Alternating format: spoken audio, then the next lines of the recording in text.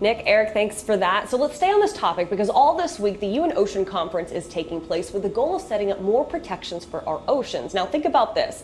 The oxygen from every third breath that we take, it comes from the ocean.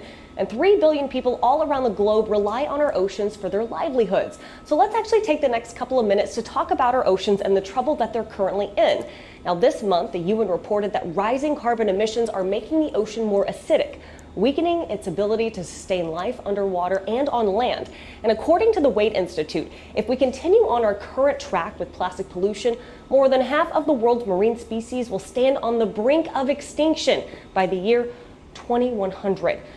Currently, more than 80% of marine pollution comes from land-based activities, from coral bleaching to sea level rise. Entire marine ecosystems are rapidly changing. The volumes of ocean waters completely depleted of oxygen and has quadrupled since 1960s. Since the 60s, it's quadrupled, and oceans are acidifying faster than they have over 300 million years. And there are over 500 dead ocean zones across the world, an area that is equivalent to half the size of California.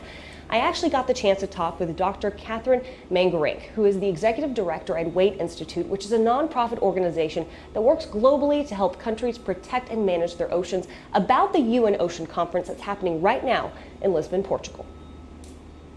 Kathryn, this conference is happening all week. So what is the goal of the UN Ocean Conference this year?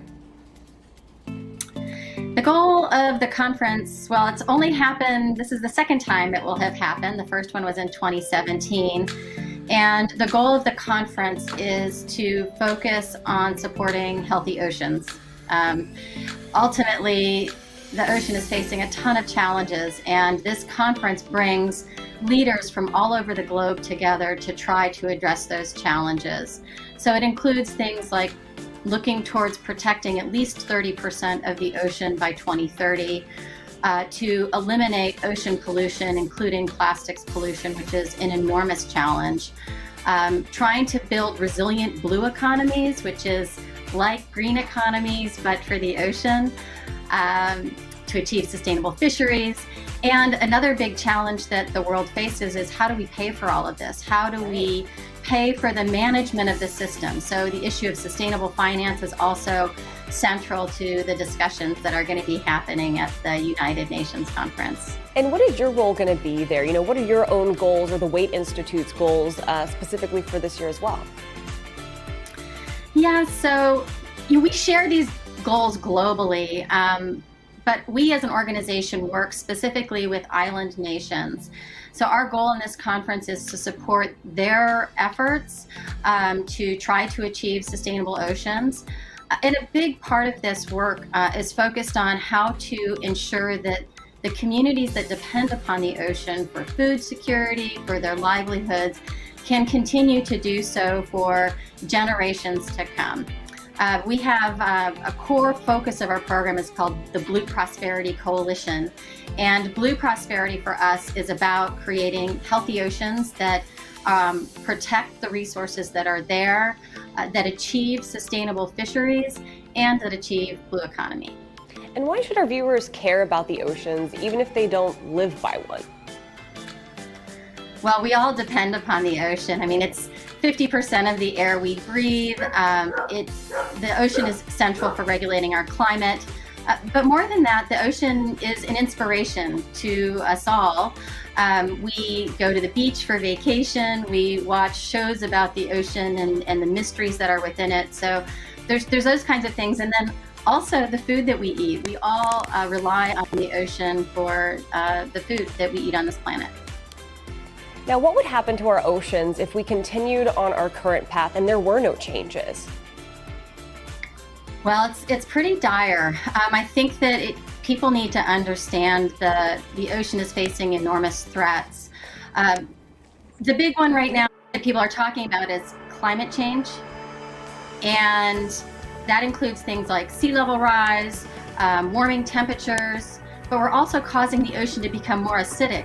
And as the ocean warms, we're losing oxygen in the ocean. So if you think about this enormous part of our world, right, 70% that it's losing oxygen, that's a pretty scary thing. But it's not just about climate impacts, and I think that people get caught up in that And it's crucial, right, to address climate, but it's also about overfishing. We're taking too many fish out of the ocean in many places around the world, and we're polluting the ocean.